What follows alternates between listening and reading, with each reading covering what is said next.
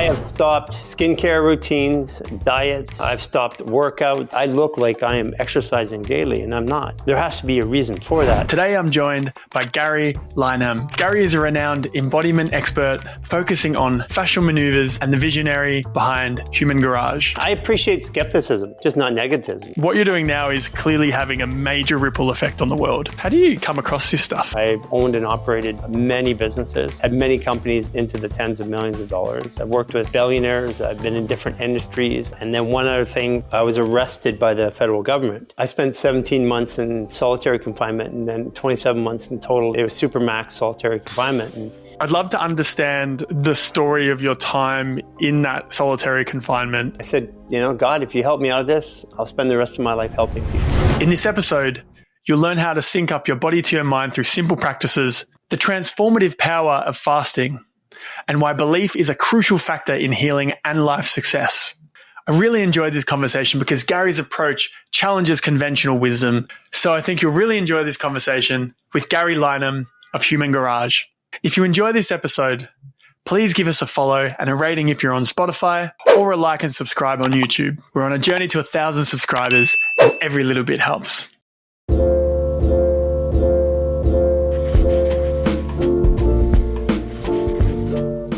Garry, welcome to the podcast. Hey, it's great to be here, Adam. I've been looking forward to this, especially since you got a little bit of a before and after experience. And I want to talk about that for sure. I mean, for me, it's important that the people that I talk to have actually done something with it, because otherwise there's not a lot to talk about, right? For sure. Well, I mean, I just want to say thank you for coming on. Thank you for making the time. I know you are busy. You've got a lot of things going on, so I appreciate you giving your time and energy to this project. I've been following your work for quite a while now, and I've been on and off doing it, and I have a lot of respect and admiration for people who are putting the energy and effort into doing things that don't necessarily fit the existing mold, because I think what we've got going on in the world right now is completely broken, and it's hard to go against the hive mind of things. And I feel like you're one of the people that do go against it, but it seems as though from my view of everything, you come from a really good place, and you come from a place of care and love. And it's really, really important that we, keep pushing in that direction. So just, thank you. Thank you for being here. Appreciate that. Of course. Look, I want to get an understanding of your brother's story to begin with. I know it's a really hard story, and how that is motivating you on the work that you do today. Well, it's super interesting that you picked that question as your first question, and that's something that nobody ever asked me about. So curious, because we're actually recording this still within Lionsgate portal. And I don't know how much you know about that. I don't know what that is, no. It's a really significant time of transformation. As a matter of fact, the most significant things in my life have happened during this, like transformed me. Like one of them was a hostile takeover of a public company that I was CEO of. I resigned in Lionsgate portal. Another one was near-death experience of one of our founders. Another one was, funny enough, it was, fairly recently.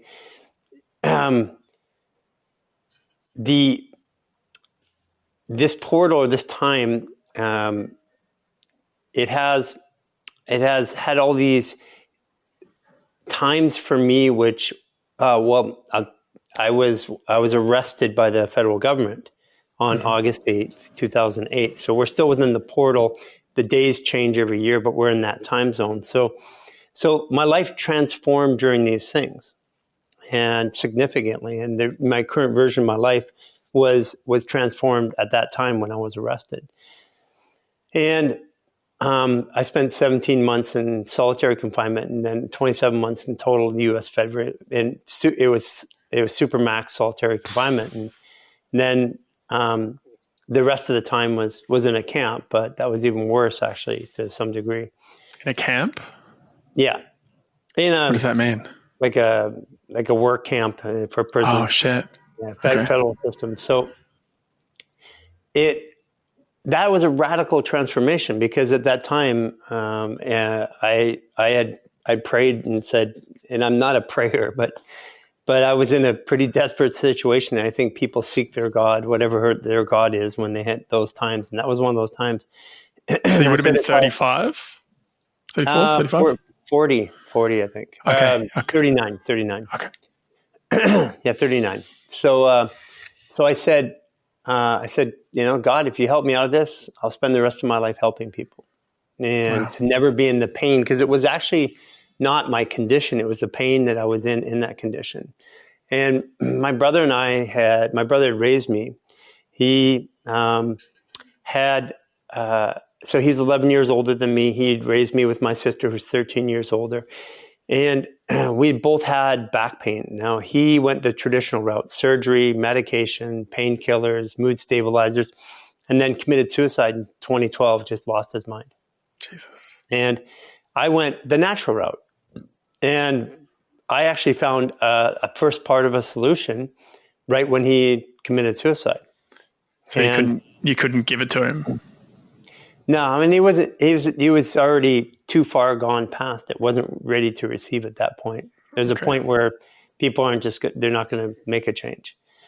And what was even crazier is, so his name is Scott. And so if you believe in chances, I was supposed to meet with Dr. Scott Lyons, and I was in LA last week. He couldn't make it. So he called me up and said, hey, let's get on a Zoom. We got on a Zoom. He says, I'm in Vancouver. And I said, wow, I'm in Vancouver too. So let's meet on when I get in, which was on Tuesday. And he's like, I can't do it Tuesday, but I can do it Thursday. Not even thinking about it. So he came up here yesterday, which is the real beginning of Lionsgate Portal. And so my brother's name is Scott. His name's Scott Lyons. He came up to Lions Bay, Canada, on Lionsgate Portal, and one of the most significant ones in human history. And I had a really profound experience with him yesterday that confirmed something. He's an osteopath, and then he became a clinical psychologist, but he's a psychic. He was a psychic before this. He doesn't talk about that much. And I had an experience with him which confirmed something that I'd been always trying to get my head around with the human body. And that happened yesterday. And I believe my brother was the architect of that, from the other side, you might want to say. Because my brother started coming to me, and this will be weird for some people, but in my business, you get a lot of spiritual practitioners or people. And I would spend 2 hours on the early days on a table in the garage clinic before we gave out all the self-care techniques. And I'd spend 2 hours with people. So I had 6-7 people a day, spending 2 hours with them. And they would talk to you. And one day somebody said to me, oh, your brother's here. And I'm like, I hear that 1,000 times. And he wants you to know this. And there's one thing that only he and I knew. This is non-prompted? No, non-prompted. And I'm like, okay, so now you have my attention. And I don't know who you are. She's an author. She's a famous author, actually. And she's a channel. But I didn't even really understand what a channel was at that point. And he says, he wants you to know this about fascia, talking about fascia as a circuit board. And at the time I thought, because I came out of computer and cryptology, I thought circuit board was like a silicone board with wires and solder on it. And can you draw it for me? And asked her a question. She says, I don't know. I'm just repeating what I hear. And so he came to me through a bunch of people, including her, about every 2 months for about a decade, to take my understanding of what the body and what fascia was to a new level. And I don't talk about this that much. As a matter of fact, I don't think I've really ever talked about it publicly. So the reason I'm talking about it publicly right now is because you just happened to ask me when I went through this experience, which we're still in that same energy. It was yesterday, late evening, and that goes all the way to tonight at 8:00. So we're within that portal window. So there's a reason, and I'm just take this as another confirmation that there's a lesson here, there's a message. Oh, and then the craziest thing happened.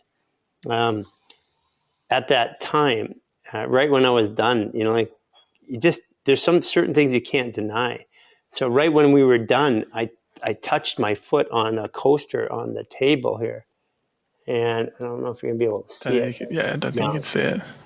Yeah, there's a coaster with 3 parts. You can send it to me, and we'll put it in. Yeah, there's a coaster that I have. It's got like a 3 parts, like 3 wedges, pizza wedges. And I touched it, and we were talking about what this meant, and that coaster broke apart, and the piece broke off, and it was like the last piece to go into the puzzle. And so I really feel that since you asked that question, and that's so random, and no one's ever asked me that this has something to do with it. So well, thank you for sharing. Thank you for being vulnerable with that conversation. The reason, just for some context, the reason why I did ask is because I came across part of that story, and these kind of things happening to people in my life has been something that's happened numerous times. So if I can play some small role in moving things into a direction that less of it happens, great. So I do like to tap into and understand stories around people who experience this, because a lot of people are scared to talk about these things because it's a lot. So that's kind of the reasons why. Yeah, I don't see. I'm in a different spot in my life. I don't see death or life as as permanence or impermanence. As a matter of fact, my belief system says that we're dead here. We were alive as some sort of spirit somewhere, and we died to come here. So we're in a dream. And that's a very shamanic type belief system that's replicated through all kinds of practices in the world, but that's literally how I process life. So I'm interested in the current dream. Okay, so am I. What did you learn? If you want to talk about, you said you came to some conclusion with this guy Scott that you were talking to. Would you be open to talking about what it was? Yeah, I think, we're going to be producing some of this content videos, but it was how energy flows through the body and what we're really doing, because it seems to look like magic when we touch people, especially like when I've got my hands on somebody and sometimes they collapse and they fall and stuff like that. I'm just going to say I don't believe in magic. I believe everything is just an ability that's, or a science, or it's an understanding that we just don't have yet. So at some point, I do something in my mind when I touch somebody. What do you do? Well, I actually see their body parts shifting and changing. But I'm not aware if I'm seeing it in my mind or if I'm just imagining it or projecting it. And he's a super, super sensitive, one of the most sensitive people I've ever touched. And he described something that I was seeing. And so in other words, I didn't prompt him, and he described it. So it's like a confirmation. And to have a belief about something is one thing. To have a confirmation in this world that that's what's happening, it allows that belief to deepen. How do you reconcile the phenomena that occurs that, in our existing world, in our modern double-blind, placebo-studied, otherwise nothing world, the experiences that you have, and then be able to explain them succinctly to people that are potentially, the word I'm looking for is, I've lost it, that are potentially skeptical. Like, how do you piece all that together? Because it's a very hard balance to toe. Listen, I appreciate skepticism, just not negativism. What's the difference? Well, skeptical means you just want more information. If you don't care, you're not going to ask. I'd rather you be skeptical than just not even pay attention. So skeptical is I just want more information. I'm looking to confirm it, and they can have, but negativity is I want to prove you wrong. And where do you think that comes from? Self-beliefs, limiting beliefs. It's always that way. They're scared to open up because if they don't prove me wrong, it proves them wrong somehow. And why is that bad? Well, it's not bad to me. It's bad to them. To them. Why is it bad to them? It challenges belief systems. And, we've been taught to feel safe in this little world that we live in. And we have these rules which define our world. And if those rules are the core ones, if they change, then we have to re-architect the way we believe or live our life. And that doesn't feel safe to people sometimes. So it's got a high cognitive load as well. Yeah, absolutely. Actually, what was the question? Just what did you learn with Scott? What did you take from it? And we were talking about energy and the visualization of the energy. Yeah, you're asking about you're asking about the triple blind. So, that's right. Yeah. Yeah. People read headlines today. And this is why in press releases, they bury news in headlines. That's why headlines are everywhere and the real body of information. If somebody's to actually go study a placebo effect and look at the actual results, even the scientists that talk about it all the time, for the most part, I don't believe they understand it that well. And so let me just share my understanding. There's been 4.5 million studies over 60 some odd years. And what the studies have concluded in the basic part of it is that 1/3 of the time when you apply to the human experience, whether it's a medication, surgery, or something that is measurable, that the positive belief that that's going to work is the number one factor, the most accountable factor for it working. Which the same study actually shows that 1/3 of the time it's the negative belief, because I either believe positive or negative. If I'm going to say positive, there has to be somebody that says I don't believe. And so that means that 2/3 of the time, science has triple blind studied, validated that my bias of belief or not belief is the primary factor. So if I step back at this and look at this accurately from a statistical or scientific perspective, that those 2/3 invalidate the last third. So what's the consequence of that? Basically, I either believe or I don't believe. And so what is a placebo? I get this all the time when I was in the clinic. You have somebody that comes in, and this is a very common thing. It's like they're not walking. They're all of a sudden walking. And I'll get this comment, but what if it's a placebo? Doesn't matter. Like, you say it doesn't matter? Yeah, like you weren't walking when you came in. You're walking now. What if it was a placebo? Like, what do you care? The end result is, why do you care what you label it? You weren't walking, you're now walking. You had an autoimmune disease, you no longer have it. You had brain fog, you don't have it. You couldn't see, now you can see. You couldn't take a bowel movement, now you can. What does it matter what it is? It's when do we stop measuring the naming of things and just measure the result of things? Because at the end of it, you don't care what it's called. If I give you a surgery and that surgery is supposed to take you out of pain, you're not out of pain. You don't care what the surgery is called. You care with the fact that you're not out of pain. They can call the surgery 10 other things.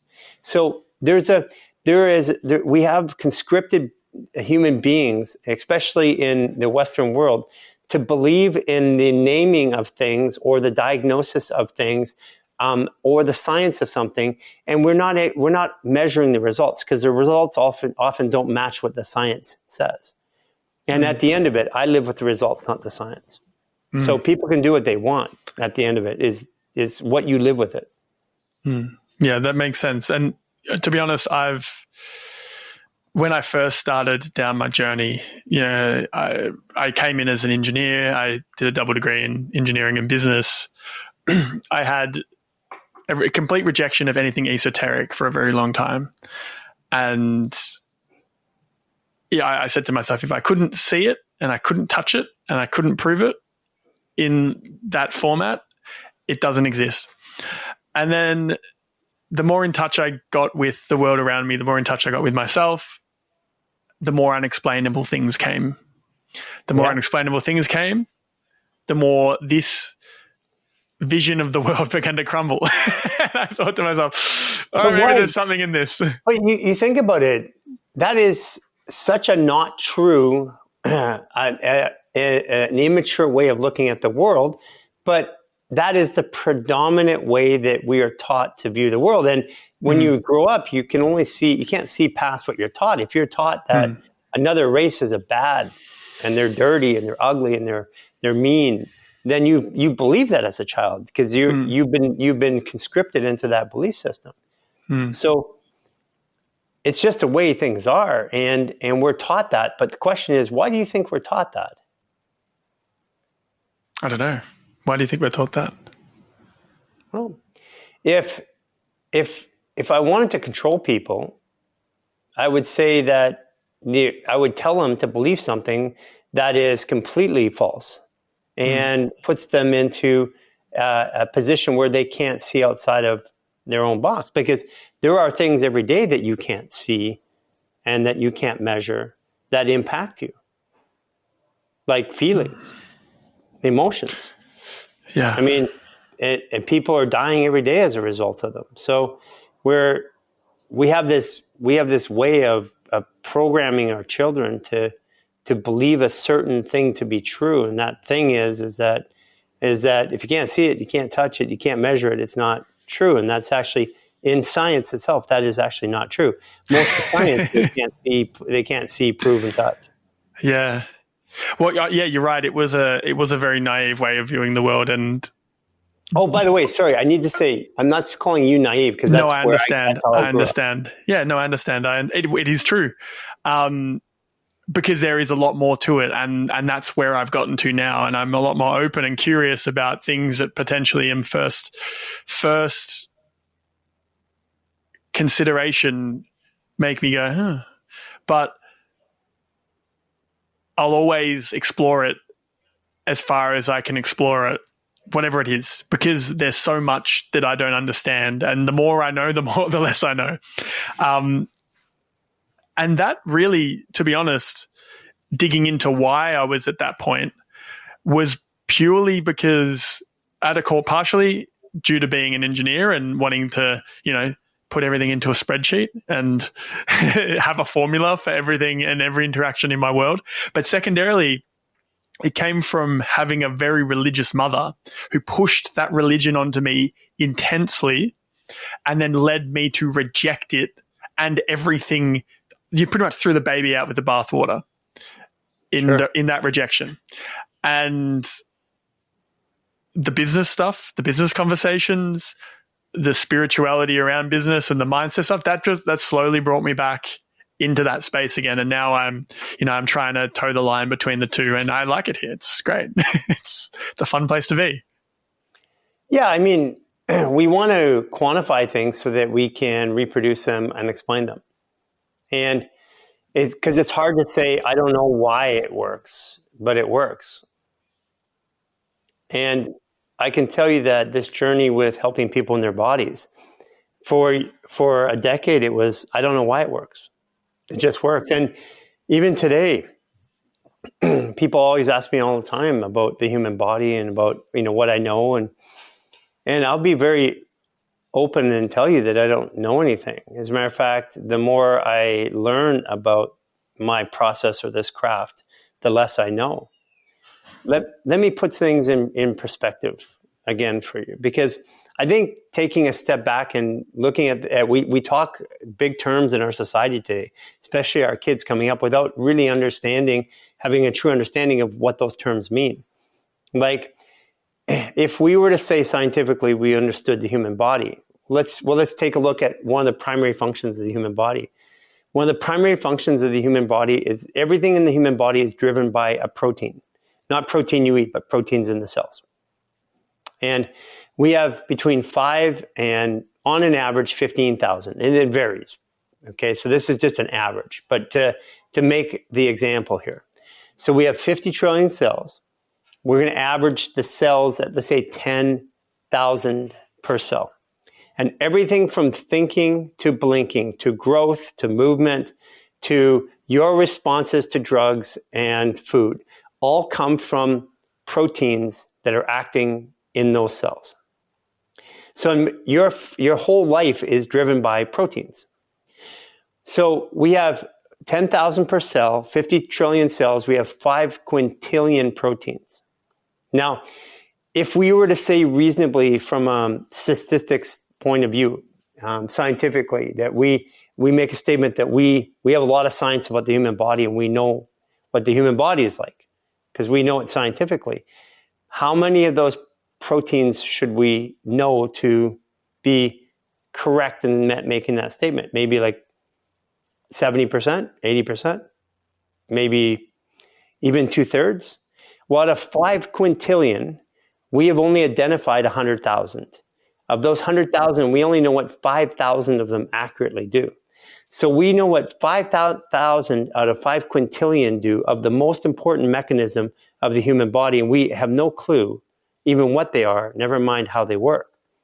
So to say that we know the science on the human body is just completely ludicrous. And putting that in perspective, then I stood back and said, I'm going to stop trying to figure out the science of this. I'm just going to worry about the experience. Like, how does it feel in my body and what can I do with it? And this seems to be a way that I can communicate and help people better, because we're arguing about science when we scientifically don't know anything.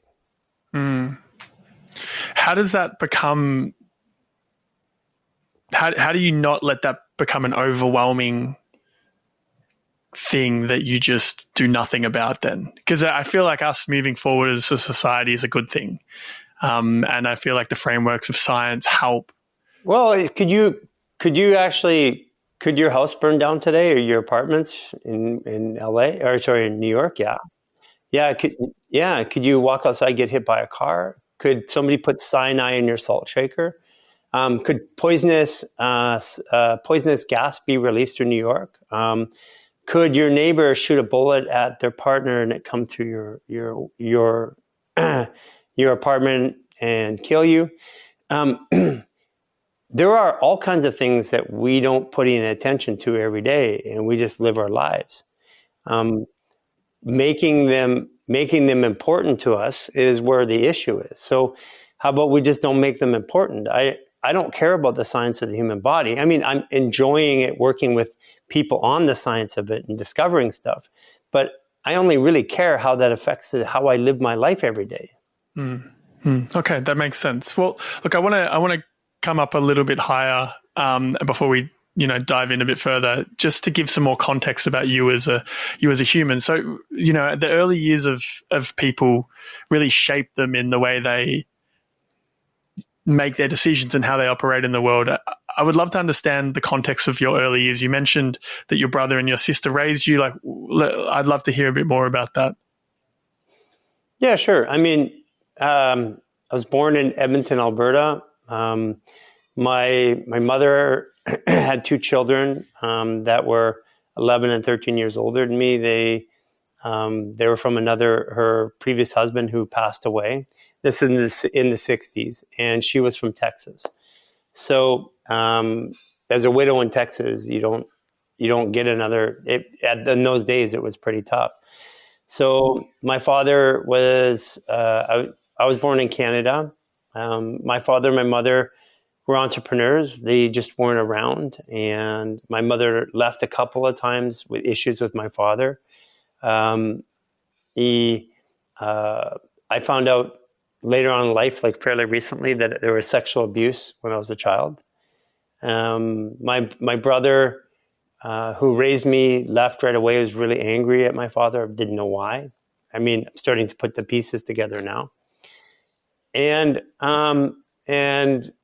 I, as soon as I could, I mean, I had a dysfunctional home life, but in that dysfunctional home life, I gathered a lot of really cool things.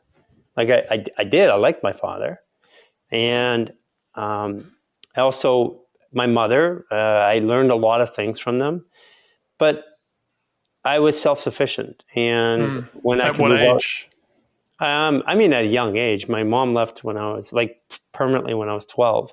So, I got myself to school, myself, my younger brother, we cooked, but by the time I was 16, I had a good job, made a lot of money, and I lived on my own by the time I was 16. So I say, I think there's a lot of self-reliance that came, but when I use astrology as a way of understanding the world. I look at my astrology, that's what I was supposed to do.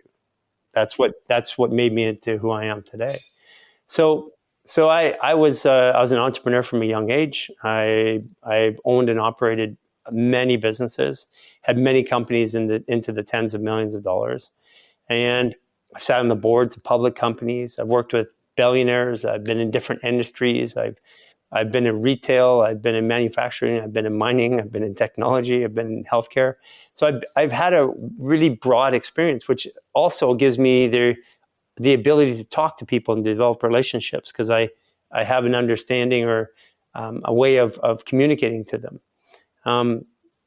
So that it was definitely at the time I wouldn't consider my growing up uncomfortable. It just was the way it was. I just said I didn't see an object. I just moved through my life. Sure. Yeah. Was there a dark side to that independence that you developed at an early age? Well, again, when do you measure that? I don't know. Yeah. I mean, if you're measuring it today, I think I'm a pretty cool. I feel like I'm pretty cool human being. I'm doing some great things. And if one of those experiences had changed, I wouldn't be here today. Exactly. While you're in it, it's a lot. Like when I was in prison, I didn't like being there, but I did know that somehow that was going to be an accelerant, because I did see the experience at the time as something that would transform me. But I wasn't feeling that. I could intellectualize it.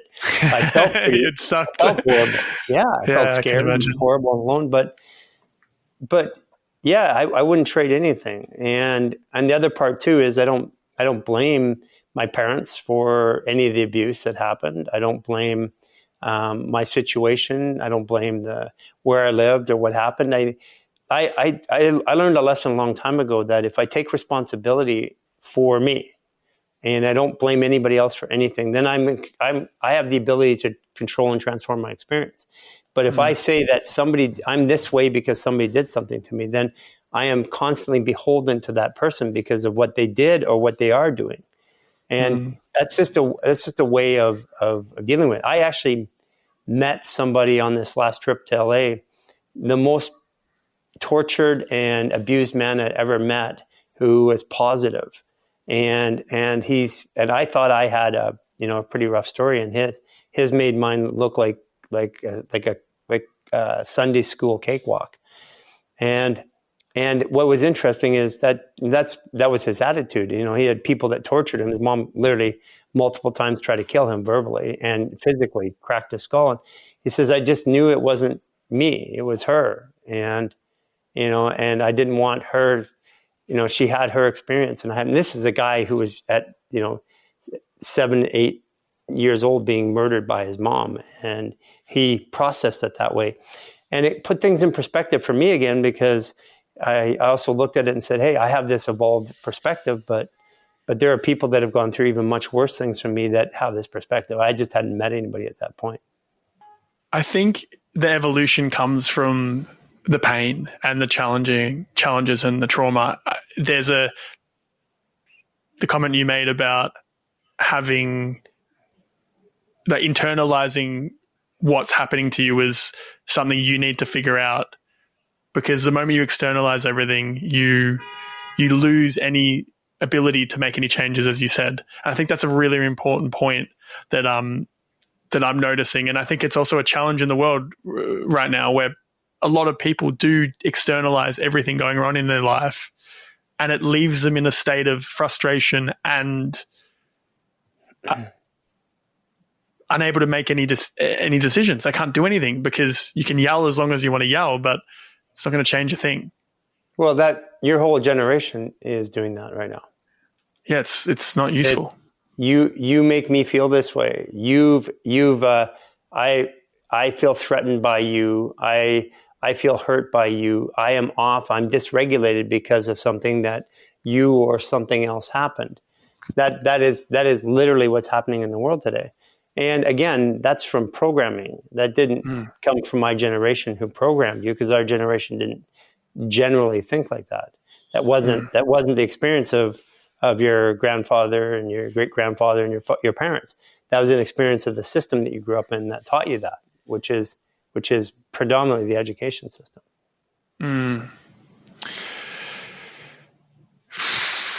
Yeah. Human beings, we're a fluid adaptive biological computing system. We're programmable. Yeah, we are. And we program ourselves every day. And we have an education system that you and I went through. Is called Dungang. The education system that exists in North America today in the G40 nations is a conscription system that was developed in China. And the goal was to keep the children away from the parents for as long as humanly possible, to program them. And if you go back, children only would go to grade 6, grade 7, sometimes grade 8. That's all you needed to read, write, function in the world, to be in a society and function. But after that, even when I grew up, you had to choose whether you're going to be a tradesperson or an academic, and most people were tradespeople. In that grade 7, 8, or 9, they went off and they apprenticed. And this has only been a phenomenon in the last 30 to 40 years that's happened.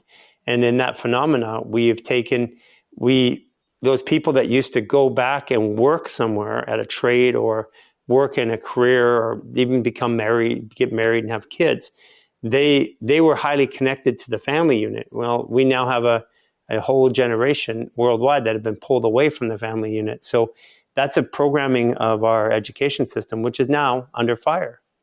Can we steer the ship back into a better direction? Like, I'm 32 now. Hopefully in the next, 5 to 10 years, I'm having children, and these are considerations that I'm already having as to, do I homeschool my kids? How do I do that? Like, what am I giving them? Am I giving them a phone? Am I holding it off till they're 14? Yet, right? You're not pregnant I'm yet. not that I know of. Don't worry about it. Don't worry about it. The job's already done. The education system is completely being uprooted right now. That's why they took SATs out of places like out of the Ivy League schools are starting to pull SATs. You only do that because you got decreased enrollment. Everybody's got student loans they can't use today. So people are saying, hey, that didn't get me where I wanted to. And you get Jordan Peterson, he just started a university. Yeah. And people are going to go, I want to learn, but I don't want to go through the programming to learn. I just want to learn now. So you don't have to worry about that. The education system that produced your generation, even my generation, will not exist in 3 more years. The democratization of knowledge, removal of the gatekeepers is probably the key thing here. Well, that's what we're doing with Human Garage. Yeah. Literally, that's what we're doing. 80% of healthcare was done by the mothers, grandmothers in the communities, and only 20% at the most 50 years ago, to 60, 75 years ago in that range. At the most, 20% went to a hospital. But if you went 100 years ago, it was less than 2% would go to a doctor. So healthcare existed in the hands of the people. And what we've done is centralize the control of information. And we've not given that information to the people that are using it or that are in the bodies using it today. It's like not giving an owner's manual to people who drive cars. Like, you don't know how to fill up the gas, how to change a light bulb, how to charge your battery or put windshield wiper fluid in. And we've took away all those skills from people. Now they have to go to a central place to get those things done. So that's currently happening right now. And what we're doing is we're giving people the ability to start helping themselves and taking their control back. Yeah, I think it's very important. We have, as a society, lost our way in a very, very big way. And the generation thing that you spoke about before, about how it's an externalized generation, I feel that very, very significantly, but I don't feel that as an individual. I don't feel like I fit in to my generation of people. There's a small cohort of people that have a similar frame of mind, but you're an outlier. Yeah, but in any traditional bell curve model, you have people that are outliers that are taking responsibility, looking forward, bringing information. That's what you're doing. You have people that are outliers on their side that don't care, destructive or whatever, horrible people. Okay, those are the two ends of the spectrum in your generation. But by far, the bell curve in that generation are the people that you and I are talking about, and they don't form their own opinions because they haven't been taught to do that. They follow what the pack of opinions are, what the flow of it is. So you're leading that generation. That what you're doing is super important because they'll listen to you more than they'll listen to me, and you'll come and talk to me and garner some wisdom. But what you're doing is you're developing your own playlist of what you believe or not believe by interviewing and talking to people like me, so that you can be a voice of authority. Because, quite frankly, a year and a half from now, 2 years from now, I'm not going to be giving interviews, and I'm leaving this part. I've done my piece. I've created systems, or we've created systems that help people, that are all volunteer based, that are worldwide. The network's already built. It's growing without me, and I want to go back to doing what I love to do, which is explore. What would you do once you've gotten this to a point where I'm going to explore? I'm going to explore what this human experience can do. I'm going to push it to the edge. How does that look? I'm going to see what the human body can perform, what the human consciousness can do to perform. I'm going to go places that no one's ever gone before, or very few people have. I'm going to take my body and everything that goes along with it, the soul, the consciousness, the experience, the ego, and I'm going to go visit people and visit places in the world, and I'm going to interact and exchange and do what I came here to do, see this place. Well, I'll tell you what, I know you said you won't be doing interviews, but when I've got a top 1% podcast in the world in 5 years' time, and you've done a lot of this, we'll come back and do a round 2 and talk about it in depth. Sounds like a great conversation. You probably have to come and hike where I'm hiking. And sure. I'll be open to that. I'll figure it out. We'll get some Starlink. I'll have budget. That's no issue to me. Yeah, sounds good. I like that. You mentioned a little while ago there was I want to understand more of the history, because what you're doing now is clearly having a major ripple effect on the world, and it's extremely powerful, and it is for what it's worth, cutting edge in its way of thinking. So you mentioned previously that it came from a big momentous shift came from your brother in one point, that was a spectrum of conversations with him over a number of years. And the second one was the time in prison. So you mentioned there was a lot of negative self-talk around you, and I'm guessing your decision-making and all of those kind of elements. What was that negative self-talk? Where did it come from? And then how did you close the loop? Well, it's fed by understanding astrology, or having an understanding of astrology the way I do today. It's fed by things like your Chiron and your Black Lilith, and those might not mean anything to anybody. But I don't know what that means. Those are just wounds that you came into this world with. Like, certain people react certain ways to things, and that was the feeding of it. One of the things is that I had done something wrong. And so there's this voice in the back of my head that kept saying, you can't do this, you did this wrong, you're guilty. And those drove aberrant behaviors. Like when I'm in grade 1, teacher says, who did this? And I'm like, I didn't do it. You put your hand up and say, I didn't do it, and you're going to be the one blamed for it. So conversely, and I've had that happen my whole life until I figured out that I was causing that reaction from the world, including people. So that's what I'm talking about. Those are everybody has versions of those. They're in some genre where that self-talk is limiting and not connecting. It's not in their highest good. Or another way of saying it is it keeps getting louder until it shocks them into moving into their highest good. Because when human beings, as a society, we don't move until there's enough pain. So there has to be enough pain in order for us to move. And one of those pains for me was internal. Like I said, I caught myself saying negative things about myself. And I wasn't, I would have considered myself to be a very positive person. But this voice inside my head was talking another way. And that's why I can look at all the books I've read and they've all made a difference. But Eckhart Tolle's book actually made that difference. It made me aware of something that wasn't there before. And because of that, I've changed as a person. So that time in solitary confinement, I think time alone is extremely powerful, and it's something that we don't. You're telling me. Do enough of. Yeah. There's a bit of a flow on of some thought processes here, but it's an extremely powerful space to get into.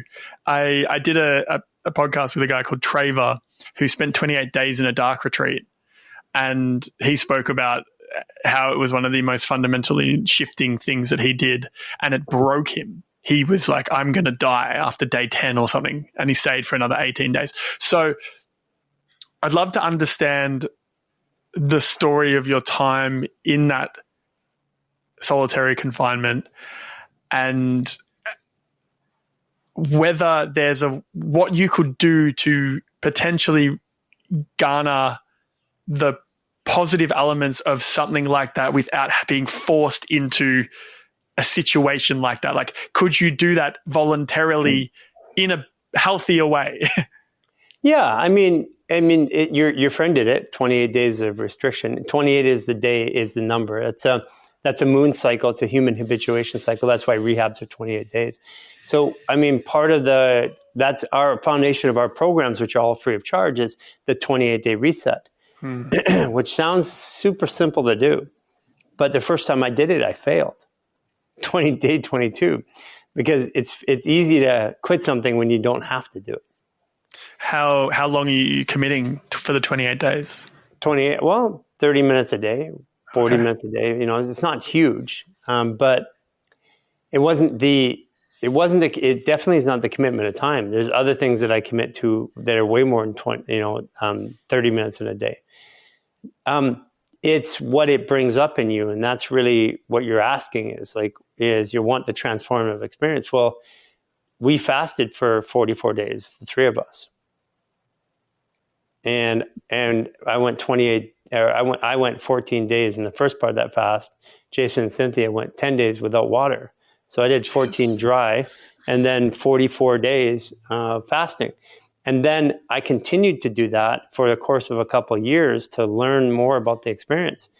I think the most powerful thing that we can do as a human being is we're addicted to our emotions, and we are addicted to our food. And as a society, my great-grandfather, the best I can see from his memoirs is he only ate every couple of days. Wait, so we what? have this. This is actually pretty common. If I looking at it now, with this type of viewpoint, there's an assumption that we do something, so we look in history and say, well, they did that too. It's just not that way. The food was scarce for people who hunted and gathered. They didn't eat all the time. So we don't eat. And what I was doing by not eating 44 days, what we learned was that food was not a fuel. Because we hiked and climbed and went over mountains and we did everything, and we had all kinds of energy, and people can't even imagine I'm not eating for 44 days.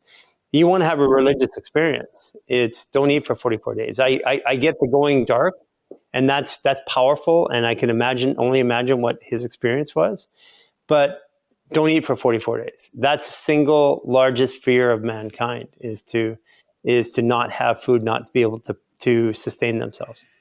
Why 44 days? Is there a specific reason?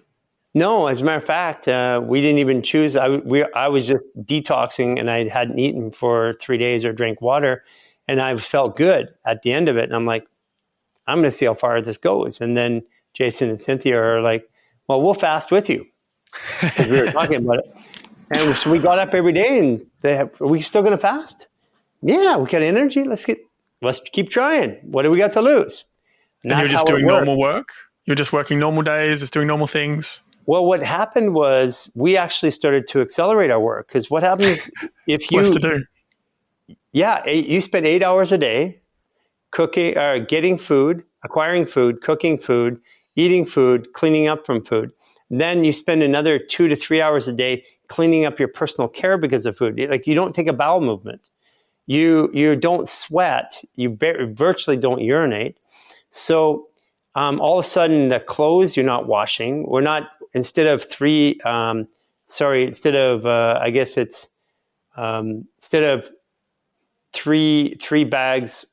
6 bags of garbage a week times 6 weeks, 36 bags. We used 1 bag for 6 weeks. So we don't throw out garbage. We're not using toilet paper. We're not using paper towels because we're not cooking and cleaning in the kitchen. We become minimalists. We all of a sudden, all that time comes back. That's where we built the what we now know as a human garage, because 3 of us had this accelerated learning curve, and we weren't consuming food. And the other part too is when you do a project, you break and you have to get back into it. Well, why do you break normally? Because you're tired, you're going to eat. Well, we had infinite amounts of energy, slept 3 hours a day. So you didn't sleep much? No. As a matter of fact, when I fast, and I'm over 10 days right now, it's like 7 to 10 days, I just stop sleeping. So I'll go a week without sleeping too. Wow. And when you're in that state, I was highly productive. Highly productive. As a matter of fact, I believe that the momentum that we're creating worldwide, the programs that we created, were all created during that fast, really. Wow. So wait, so you're 8 days into a fast right now, did you say? No, I was saying when I'm in a fast, somewhere between after 5 or 6 or 7 days, up to 10 days, somewhere in that range, my body stops desiring to sleep, because you get the DMT throughout the day. So the only reason why you sleep is to get the REM sleep, which is DMT drops you into that. So you're learning on the fly, you're processing things on the fly while you're awake, because isn't that a big part of REM sleep, is to process information and lock in the memories and the lessons? Yeah, well, that's the whole thing is that that's a very crude way of doing it, is because you can't do it during the day. Because your body, when you eat food, 80% of your energy is used in the digestion, processing, elimination of the food. So if you get 80% of that energy back, and you do that over 28 days, the way the body seems to process is it turns you into a superpower. We stopped talking and we were still functioning. Like, people around us would be uncomfortable because we would work and function and we wouldn't talk. I mean, a lot of people have fasted for over 28 days, but when you do it, 3 people living together, working together, not eating, it's very different, because we didn't even realize we weren't talking. We had a cinematographer who was coming in to do a documentary stuff on us, and they were living with us. Boring documentary for them.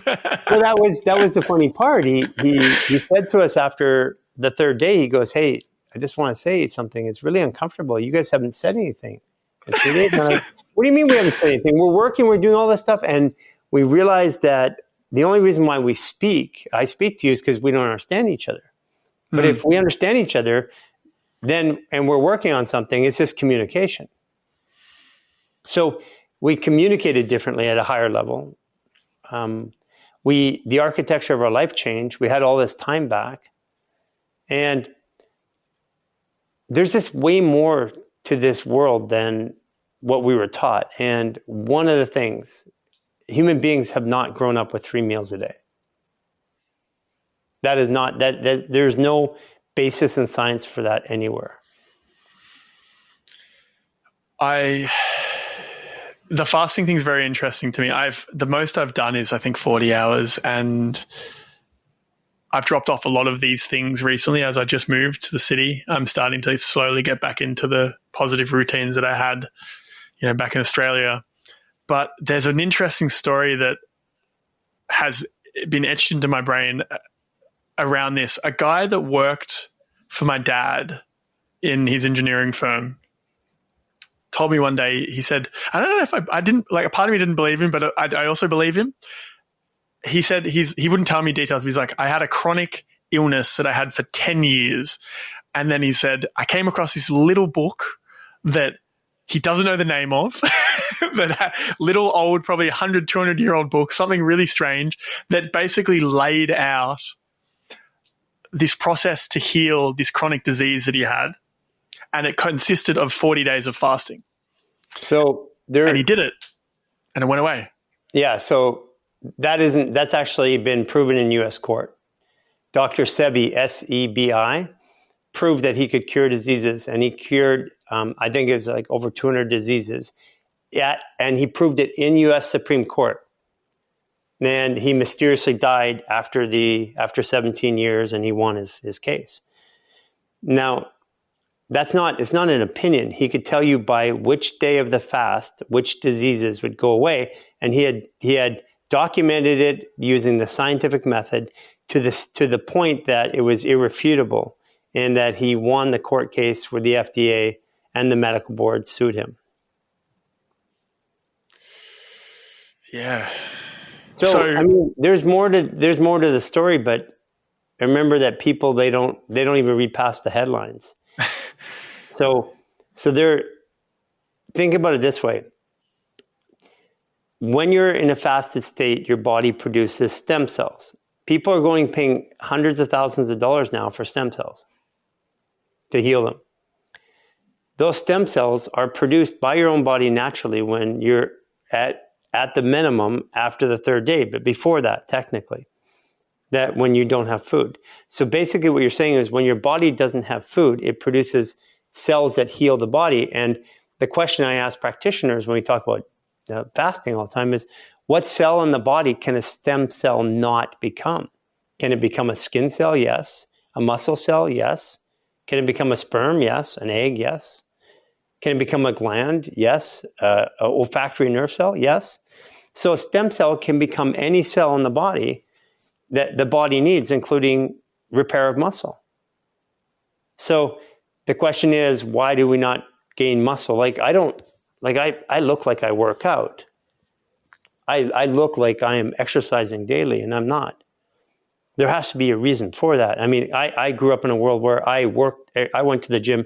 I went to the gym 4 or 5 days a week. I did that since I was 9 years old, and I did that my entire life. And then when I would stop, I would immediately have a decline in my health. Now I don't do that. What was happening? Yeah, run me through what was happening then. Well, I mean, if you stop working out, you'll lose muscle mass and you'll decline in your health. I mean, that's why people keep working out. Muscles require a lot of energy to maintain. That makes sense. They burn energy. See, this is really disrupting belief systems. Yeah. And what I have to do is I have my lived experience documented, like highly documented. Every conversation that the three of us have had, including arguments since 2020, is recorded, including every call that I've had with family or otherwise. Everything is recorded, and it's in our programs, at the higher level of our programs, which are all free. We give access to all this stuff. And we're going to be releasing the archives of all of our data, because we're proving something, and we're taking away any ability for anybody to have skepticism about how it happened. They can't argue that it's not happening. It's already happening. It's happened and happening. But why it happened and how it happened, they can make their own judgments, but the raw data is there. Just quickly, though, I want to talk to you about a taboo but very important topic: sperm health. I bet you didn't think I was going there. One day I want to have kids, and like any future parent, I want to give them the best shot at a healthy life. But let's face it, we're at a war every day with our health in this modern world. Chemicals, microplastics, and artificial environments are wreaking havoc on our internal systems at every turn. And if you know me, you know I'm obsessed with health, and the health of my swimmers have been on my mind for a number of years. That's why we've partnered with Legacy, who are changing the game in at-home sperm testing and freezing in the US. Did you know that globally, sperm counts have dropped by 50% in the last 40 years? Let that sink in for one moment. This is not just a fertility problem as well. because low sperm quality has been linked to a high risk of testicular cancer, heart disease, diabetes, and even early death. And on top of that, your sperm quality begins to decline around age 30, and by your 40s, the risk of infertility and having a chance of a child with neurological disorder begins to go up. So testing and freezing now may be the best decision I make for my future family, and potentially you too. So Legacy makes it easy. They send a kit straight to your door. You do the business in the comfort of your own home, and in 48 hours, the results are on your phone. Plus, you can freeze your sample at 2 secure locations for peace of mind. So if you're like me and you want to be proactive with your future, as well as support the podcast, head over to givelegacy.com and use the code TOT at checkout for 10% off. That's givelegacy.com using the code TOT for 10% off. Thanks for listening. Now back to the podcast. With the fasting, I want to dig into this a little bit more because I'm personally genuinely very curious about this and the stories around it and the techniques and processes. So the 44-day fast, if let's just say I was going to go do a fast and I wanted to do a 40-day fast with the existing framework of my life, would you recommend that, or would you recommend it's done in a place where you have more space, like you're away from a big city like New York, or you're with people, or you're by yourself? How would you recommend approaching it? Well, there's a couple of things. If you fast by yourself, you're going to feel very isolated. Food is a social connection, and it's not just about the social aspect. There's an energetic exchange that happens when you eat food. And so like even today, I'll be fasting and we have people coming to stay with us, like in one of our properties. And I will return to eating because I want to be in communing with these people. They're coming in. So that's quite often one of the things that I break fast for right now. And so I recommend that you just don't start like that. I recommend that you get yourself out of the shock mode and that you do short 3-day fasts. And you repeat them though. So your body gets the rhythm of going on and going off. It's not a shock anymore. If you drink alcohol once, you're going to be completely obliterated drunk. If you drink it every day, 1 shot a day, eventually you don't even notice that it's there. So one of the most powerful ways to do it is to take 3 days a week, do it for 3 days a week for like 7 weeks. On, off, on, off, on, off. So you naturally learn the rhythm of fasting. I like that. So why 7 weeks? Well, the body likes numbers, and 7 is a number that the body likes.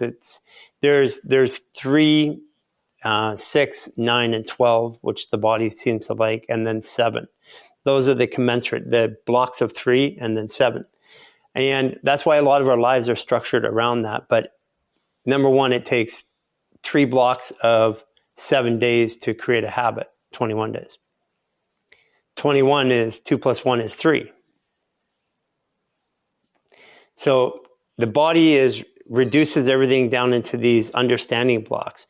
And then you create a habit in 21 days. Well, that habit's locked into your nervous system 7 days later at 28 days. That happens to be a moon cycle, which happens to be what they put you in for rehab, like an addiction hold. If you go in for a 5150 or a psychiatric hold, they hold you for 3 days. There's 3 joints in your hand, 3 joints in the arm, 3 primary joints in the body, from the neck down, and then so there's the body, everything that lets you be in the body is in 3s. It's built that way.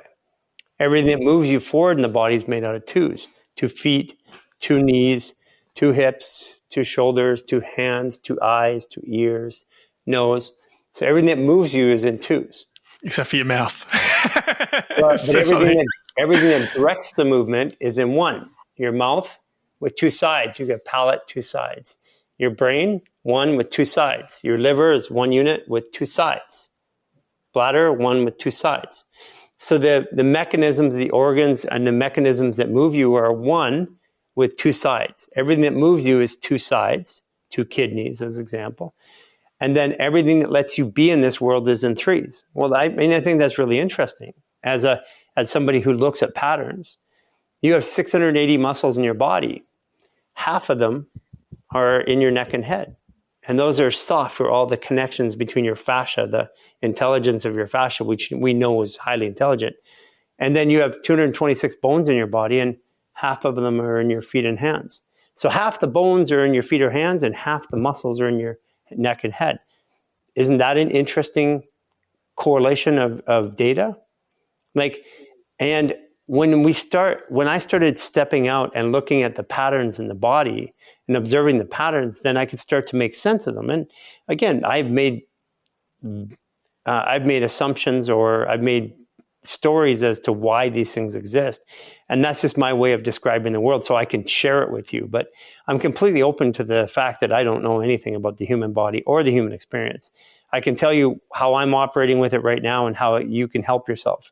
But anybody who claims to know about this and says that they know it well is by default lying, because they're lying to themselves, because it's much too vast for this little brain to have complete understanding of. Mm-hmm. What do you think the intersection of humanity and AI is going to do from here? Do you have any thoughts around that? Because if the vastness of understanding of the world can be computed, and we can take that vastness as computation. We are AI. We are? We are. I mean, organic, artificial intelligence. So it's going to radically shift things, but in ways that I don't think people think of. Like, for example, what does it cost? Like, what's involved in the cost of buying something? Well, all of the resources that you use to make, acquire, build, bring it together, they all come from the earth, and all those resources are given to every human being free. So what are we paying for when we buy something? We're paying for somebody to collect, assemble, build, and sell something, right? So we're actually paying for human time. That's really what it is. Fair statement? Yeah. Okay, so what happens when you have a robot, which is a reality, which is happening right now, and within the next couple of years, they'll be here, that can do everything as well as you can or better that you used to give your time up for. And it's not only when I have it and you have it, people are like, well, that'll be a long time. I'll be dead when this all happens. They all said that about cell phones, and they all have them right now too. Yeah. So what happens when every household has a robot that can make everything, build the house, can go out and cut out on a tree if they need to, get the lumber, fix everything, create the screws, build everything, cook the food, grow the food? How much is the cost of things going to be? The cost of everything is going to approach zero very fast. You're going to have to buy a robot. You're going to have access to things, but over time, that's what's going to happen. So now the value of things that we value in a scarcity model, which means the more scarce it is, the more valuable it is, they're going to devalue very, very quickly. And I don't think anybody's really thinking about that. I don't see anybody talking about it. They talk about all the things that we can get faster, but they're not thinking about what does it do to the things that we already have. That means that when we devalue what your generation's already doing, they're saying, I don't value work anymore. So I'm not going to go do these jobs. That's why we have simultaneously, we have an unemployment crisis and a labor crisis at the same time. It's opted out. The only way that's possible is if your generation coming up says, I don't want to work anymore. I don't want to go to work and save money for a future that I don't have. I'm going to live it right now today. So that's going to happen with money. I need less of it because I don't have to put it out every month. That means I don't have to give up my time to make it. So that means I'm going to be able to do more things with my time. So I'm going to follow my desires again. What happens when a world starts following their desires? Yeah, it's going to radically shift things. I mean, in a lot of different things. It's also going to be able to self-audit itself. Like right now, you go and you look on the internet and you have to sift through data to see what's true or not. Well, you can't sift through enough data. They just put down 5,000 news reports about something that they want you to believe, and you don't get to sift through it. But you can ask AI, you can go, well, what was it like 100 years ago from what we know? Sift through all the data, take out anything that's been reported in the last 2 years, 5 years, and then report back to me. And then all of a sudden, now you have the ability to have discernment in the way that you consume data, which fundamentally you make decisions on. So you're going to have discernment of information. You're going to have prices that gravitate towards zero. You're going to have the ability to self-actualize with more time. I believe that AI is going to radically shift humanity back into artists and creative and social beings. I agree. I think you mentioned people aren't talking about the lowering of costs due to AI. I think the people in tech fundamentally understand that technology is deflationary. That is definitely a concept I've heard over and over again from the tech side. But I feel like there's a lot of fear mongering around it as well to the general population, and I think this has been something that's happened for hundreds of years. You look at the automobile getting rid of, people who used to ride around on the horses, horse and carriages as a job, and you'd look at the printing press. We get such an altered view of history. In the 1920s, we had electric cars all through America. We did. And they didn't like them. There's evidence of this. It said we've been driven. This is what artificial intelligence is going to do. It's going to reveal the truth of our history. I think it's going to shock people, because remember we were talking about before, like, why are people challenged? It's because the safety of that box that they live in is going to radically shift. In other words, the world that they thought how it was all made up is going to shift, and that's going to shift under their feet quicker than anybody can imagine in the next 24 months. So how does somebody begin to get their framework of thinking right to navigate this shift effectively? Now, that's where we come in. There's a simple premise in the body. When the body's in stress, we fire adrenaline, norepinephrine, cortisol, and your generation in particular, my generation too, but human beings today your generation is born in stress, never known not being in it. And to get your attention at tension means I'm not relaxed. And at tension means that you're firing stress hormones, which stop your ability to digest, process, eliminate, function, narrows the focus so you don't see options. So the way through this is to see options, because the narrowing of focus means I have to rely on outside pieces of information now to make my decisions, because I don't have the time or energy to research or look or to be discerning. So that means that if you take your body out of stress and you do that 2 to 3 times per day, even for minutes, then over time, your serotonin rises and you see options again. So this is what fascial maneuvers, our program, does, and why one of the fundamental transformations that it does for people is it takes their body out of stress. In the first 7 to 10 minutes of a fascial maneuver, it's very meditative. Yes, 75 to 90% of your body is out of stress. You do that 2 times a day minimum, and you do that for 28 days, you will have the biggest shift that you've had in your life as your generation. Like, there's nothing that your generation has done that's more fundamental than taking your body out of stress twice a day for 28 days.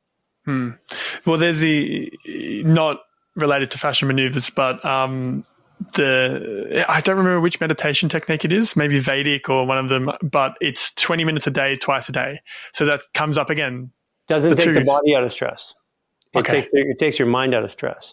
Okay. But if you're dehydrated in your body and you get up and you move and you're tight and you're restricted, your body fires adrenaline to move itself. That adrenaline, once it's in your blood, and puts your body in a stress state for 4 to 6 hours. These are mechanics. You can't get around that. And so we can't truly be out of stress. I mean, we can reset ourselves. And I'm saying meditation, I'm not saying it's bad. I'm saying it's good. Sure, I understand. But if you want to de-stress your lifestyle, you have to de-stress the basic mechanics of breathing and moving in your body, because we breathe and we move all day. And if those are even slightly restricted, our body sends a stress response. I wonder, an idea is popping into my head of how, like right now I'm single, and I know a lot of people in my generation are single. But how have you seen the human garage technique, like the fascia maneuver techniques, be useful in conflict resolution in couples? And what's an example? Have you ever had a fight with somebody? Have you ever done ecstasy or MDMA? Yes. Okay. You have a fight with somebody, you can't see an option, you take ecstasy or MDMA, and it's like, oh, I love you, and let's work it out. Yeah, I see your point, right? That's because it releases serotonin. When you reduce stress through fascial maneuvers, it goes down so fast without stretching a muscle. If you stretch a muscle through yoga or movement or stretching or FSD, you're going to stretch the muscle, which creates a spike of adrenaline, which then your bloodstream has to remediate over 4 hours. When you do fascial maneuvers, your just body comes out of stress. When that happens that way, serotonin goes up right away. Serotonin itself is what you're releasing when you take MDMA or ecstasy. And that's why people feel a little high when they do fascial maneuvers. They feel calmer, they have more peace in their mind. That's really what it's designed to. It's designed to reset the nervous system. And the way you do that is you take the body out of stress. So it's natural MDMA. So let's just say I'm having an argument with my girlfriend. What fascia maneuver specifically would you suggest? So that we stop, we realize we're fighting, we go, hey, hold on, what are we doing? Well, the one you can do really quickly is a sync up.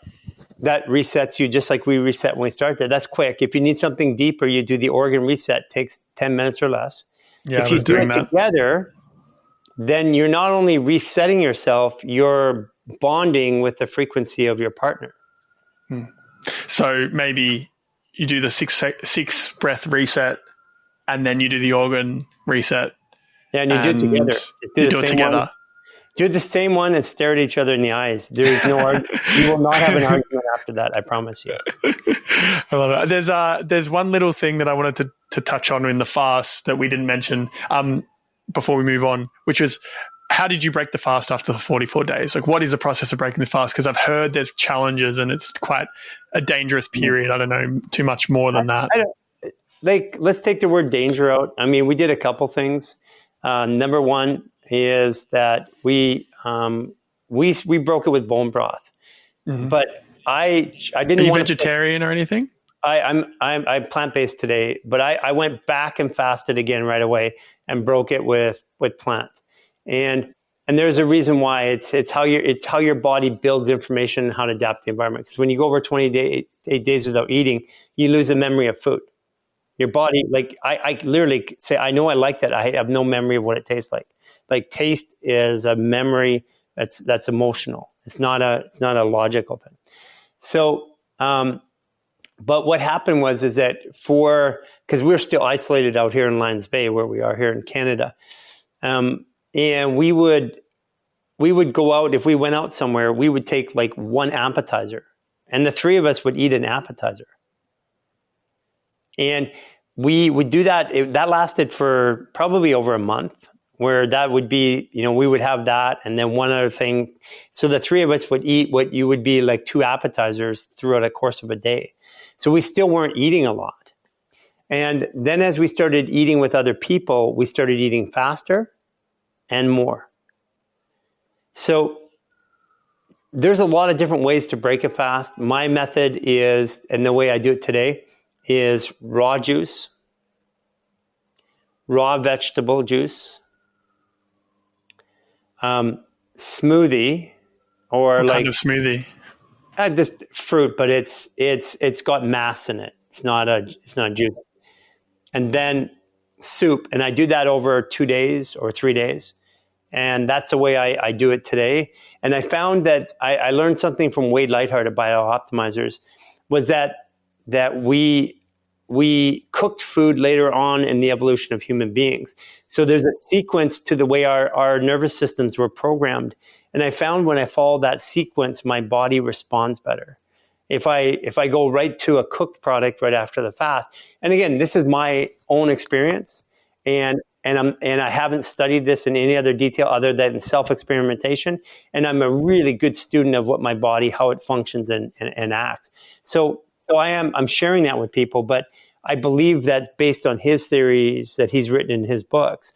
I believe that actually matches the way that we learned, we adapted to our environment, and it seems to have the best net effect for me. Okay, great. I appreciate you sharing that, because it's definitely something of interest, and I think this is sparking a catalyst of exploring it in more detail. So, thank you. When I was doing research on your work, you mentioned a lot the importance of squatting, and I went to squat down, and I've tried to be in the squatting position a bit where I can, and I've noticed it for a while, but I noticed it in more detail in that moment when I was looking at what you were doing, how tight my calves are, and I can't squat comfortably with my heels to the ground. How do you fix that? We have on our website, it's called Barefoot Sprinter Routine.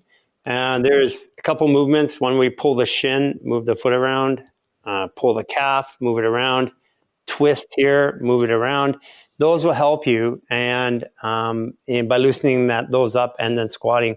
They get tight over time as we lose mobility. As we walk on flat surfaces, we lose mobility up and down, forward, backward mobility of the hip. So the feet stop having the ankle stop having the proper flexion, and then they just tighten up. It's a function of walking in cities, and over time, that's why it happens. Flat surfaces. So, makes sense. So the lower reset on our website and the Barefoot Sprinter Routine number 2. And if you do those, and there's also an upper reset that you could mix in. If you did the Barefoot Sprinter Routine every day and you did a lower reset, that total thing would be about 30 minutes, and the upper reset would be 35 to 40 minutes. If you did those on a daily basis over the course of a month and you just rotated them back and forth, you would probably, and practice squatting, you'd probably be able to squat or get pretty close to it. Cool. I'll give it a go. I'll come back to you in a month. Yeah. Brilliant. And do you use any barefoot shoes? Like, is there any specific barefoot shoes that you like? Yeah, I mean, we've the two brands we've worked with. I've worked with Vivo Barefoot over the years since 2015, I think. What do you like about Vivo Barefoot? The width of the material on the floor. Because I first of all, I wear shoes legitimately, unless I'm traveling a lot. I wear shoes less than 2 to 3 hours in an entire month. Because I don't go to malls. I don't go to restaurants very often, and when I do, it's once in a while. And then even then, I'm usually not wearing shoes. Like, a lot of places don't require me to wear shoes, so I wear bare feet everywhere, all the time, everywhere. But when I'm traveling right now, we work with a brand called Grounds, and it's a barefoot brand that actually has grounding materials. And I've gravitated. I wasn't opposed to whichever I would use, whichever my body wanted to. And I currently using their grounding shoes that uses carbon black in the rubber patch, so it creates electricity bonding. And I have found that ground shoes have had the best overall for me. And so we partnered with them, and we actually have a shoe coming out in September. It's called Fascia Feet, I think it is, and it's a Human Garage electrically charged, grounded shoe. Yeah, well, I like that. I've got the barefoot. I can't remember what the Earth Runners. I've got the Earth Runners. I really like those. Yeah, and Jason uses Earth Runners. I personally, I don't even wear sandals enough to do that. Yeah. So but yeah, the Earth Runners are another brand that we support as well. Yeah, and I've got 2 pairs of the Vivo Barefoots. I just bought 2 more. I really like them because I've historically had, I've got big feet, size 12, size 13, and they're wide, and it's just been a nightmare to try and find shoes in the past. And I came across these, and I was like, oh wait, they look good, and they're barefoot, and my feet are getting stronger, and my posture's improving. Everything's been improving over the last few years of using those. So, yeah, it's interesting to hear your take on it, and it's interesting that we've also use similar. So it's good. Nice. Yeah, but I definitely go barefoot. Yeah, I try to. I mean, it's funny. I've had a few moments in time where I'm walking around New York because it's quite, I'm quite fashion conscious as well. I really enjoy that side of the world. And being in the circles that I am in the city, I'm going to fashion events. I'm friends with a lot of models. I'm friends with a lot of people that have clothing labels and stuff. So I go between the the complete barefoot to fashion, depending on how I'm feeling on the day. But there was one day a little while ago where I wore my Earth Runners, and it's hilarious that people pay you no mind in this city. People can be doing the craziest stuff and they're just moving on with the days. The amount of weird looks I got about just these shoes was hilarious. Like double, triple takes, confused looks. I thought to myself, oh shit. So this is where they draw the line. Yeah. So I have a question for you before we wrap up. You sent me before and after photos. I'll send them back to you. The camera angle's a little off in that, but there is a noticeable difference. You look leaner and more muscular and better posture. How long were you doing fascial maneuvers in between there? Was there anything else that you were doing to create that effect? Nothing different. I did, I think, 4 days of the 15-minute one. So now the 15-minute one. Yeah. So now I want you to try to explain why you look leaner and more muscular and taller when all you did with some fascial maneuvers didn't change anything else. You look like you've been really working out. I don't have an answer. Yeah, and that's the answer I was telling you about. Well, I have some of the top athletes on the planet currently doing this, and they're stopping all other forms of therapy, working out. So we'll let the athletes speak. I'm meeting with literally meeting with some professional teams next week that are going to be implementing this into their training routines. Yeah, great. Well, off the back of that observation, and the back of this podcast, I'm going to do the 28 days, and I'm going to put some more energy and effort into this. And we will stay in touch and see where it develops. And we've got that interesting. I just did my DEXA and my posture scan. So in a month I can do them again, or in 2 months, if I do this for 2 months, I can do them again, and we can play around with some different. Yeah, do it again in a month. You're going to have such a radical shift in a month. If you continue for 1 month and you do a daily practice for a month, your shifts will be so radical that, look what's happened in 4 days. 4 days, you look like a different human being. It was about maybe 4 or 5 days of the 15-minute reset. I did a couple of the organ reset days, and then I switched to the upper body for the last 2-3 days, and did. But I couldn't get through the whole thing. I've just been nonstop. I tried to do as much as I could. But that's what my point is that you virtually did nothing, and you have a measurable, noticeable change in your body, like noticeable. You look like that looks like it's a month apart. Yeah, it's cool. It's really cool. Yeah. It's very curious and very interesting. And on this note, I had one last thing I wanted to. There's a couple of things I wanted to run through. How are you going for time, by the way? Do we need to call it in? I've got a hard stop here pretty quick. I've got to go for a fitting for my daughter's wedding. So, okay, fair enough. Okay, well, I guess one of the last main things I'd like to talk to you about, and then we can do a couple of rapid fires and call it a day. What are the top 3 toxins in our everyday environment? You speak about toxins a lot, and what are they doing to your body, and how can we avoid them and live a healthier life? So glyphosate is the number one. It's in your food. It's in a lot of your care products. It's in all your Starbucks drinks. It's everywhere. Glyphosate, the body treats it as glycine, which builds proteins, causes protein folding issues. To make that simple and not scientific, it means every disease in your body is a protein folding issue. So it's basically causing disease. It's from Roundup. It's not my opinion anymore. It's actually, the science is clear on this, and it causes cancer, autoimmune, Alzheimer's, and all kinds of other things. That's the number one. It's in your food. Got to get it out. If you're eating glyphosate, and it's in everything you buy commercially right now. The second one is that the air that you breathe has barium, strontium, aluminum in it. Barium depletes your body's silica. When your body's deficient in silica, you can take vitamins and minerals and eat good food all day long. Your body will not absorb it properly. And because your body needs silica to absorb the vitamins, the other elements to absorb the vitamins, to hold the water, to process. And this is where stress, anxiety, autoimmune, hormone dysregulation, painful cycles for women, testosterone dysregulation. That's primarily where it's coming from in guys. Can you supplement silica? Yeah, you can, which is in our program. You can download our supplement guide. It's all free of charge. We will even show you how to do it. You can buy supplements from us, but we show you how to get it inexpensively in your local market. We want you to get it, not from us. I mean, if you want to buy from us, you support us, but it has to be something that you can maintain locally, because we don't know what's going to happen with supply chains and stuff like that. And the third thing is the most toxic thing that happens to us is the release of stress hormones in our body. That happens when we're chemically confused, that we already talked about, when we're breathing in chemicals.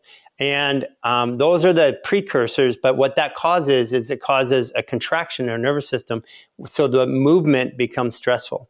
So doing fascial maneuvers is a way to remediate that immediately. You become looser, your stress calms down, and even if you only did 5 minutes a day, or if you only did one maneuver and you did it 3 times a day, your life would radically shift and improve over a course of 30 days. So the most toxic thing in your body is the actual chemicals in your body that your body produces, which is stress hormones. All those other things are dehydrating you, causing more stress hormones. So it's really simple. You don't have to know anything more. Something crazy that I noticed, I did a blood test at the start of January, and then I came to the US and I did a blood test at the start of July, and my lead levels went from 0 to high in those 4 months. Yeah, there's a number of things. It's in your food supply in the United States where it isn't in other countries. Number 2 is you're breathing heavy metals in your air every day.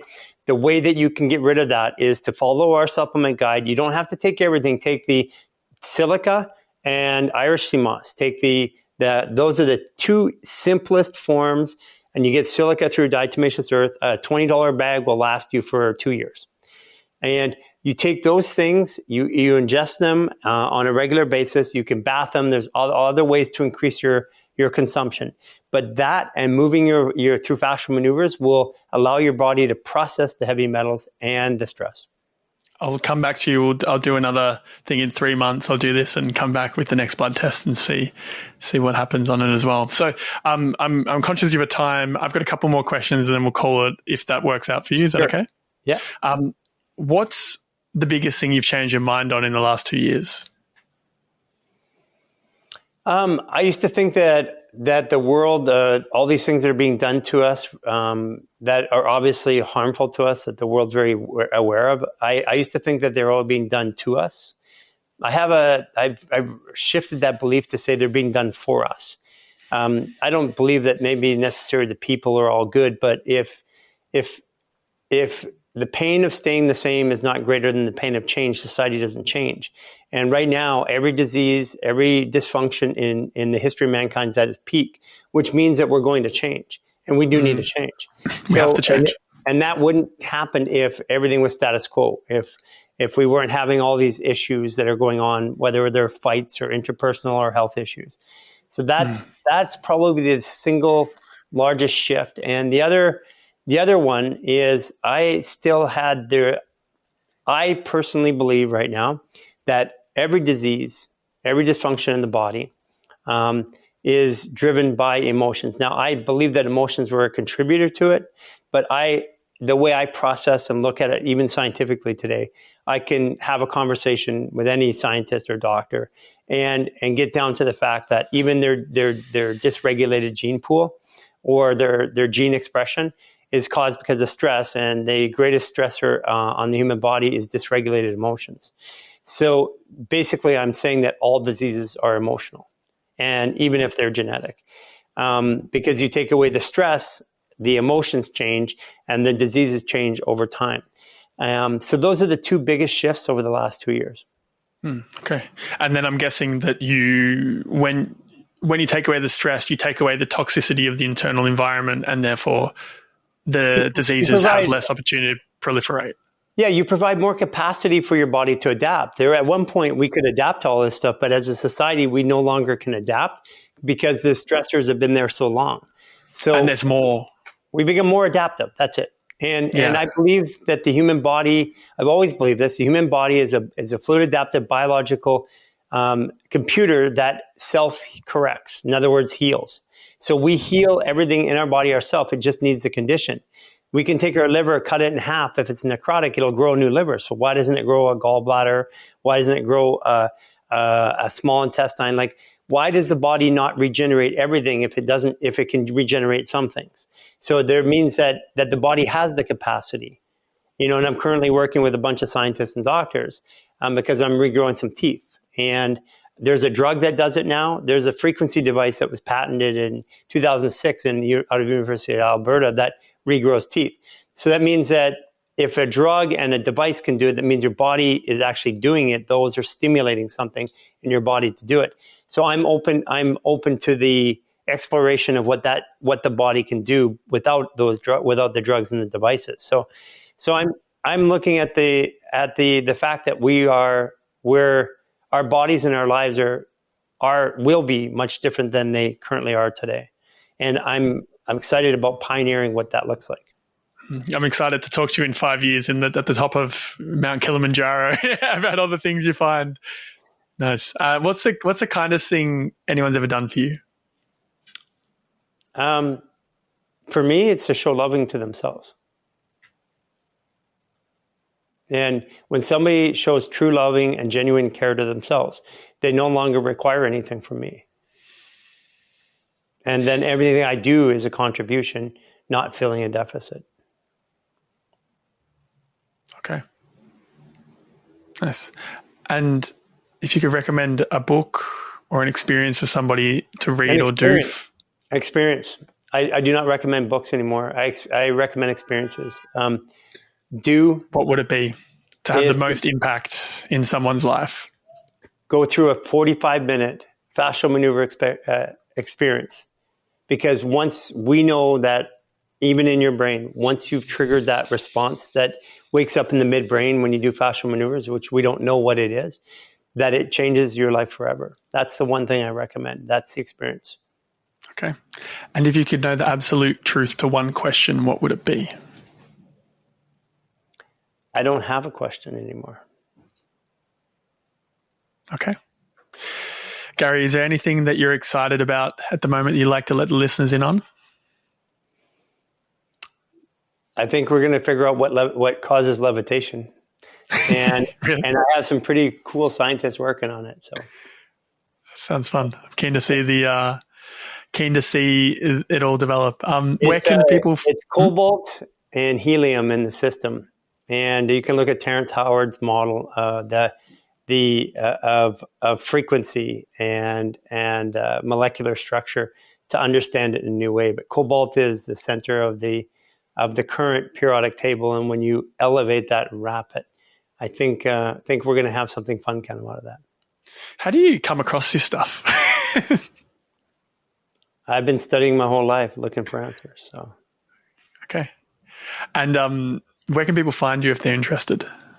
HumanGarage.net. That's actually the best place to go start it off. Try a reset, 15 minutes reset. Try a upper or lower reset. Look for something that stimulates you. If you want to work with a partner, do partner maneuvers. It'll take what you can do in 3 to 4 months and do it in 1 hour. Super powerful. That's the best way to start. We have an app, we have social media, but that will give you a place where you can start guiding your experience easier. Nice. And my last question for today, thank you again for your time and energy and coming on the podcast. It's been a wonderful conversation. What do you think the meaning of life is? It's to experience. We came here to have an experience, and we question, judge, and try to control the experience. So the meaning of life is simply to experience. We came here for that. And we fight with the experience that we chose to have when we came here. Okay. Thank you, Garry. Okay. I got to run now. All right. Anyone is listening to this, give it a subscribe, the podcast a rating, let us know your thoughts in a Q&A, comments on YouTube. We'd love to hear from you. Let's do it. Thanks, Adam. I'll see you next time. Thanks, my man.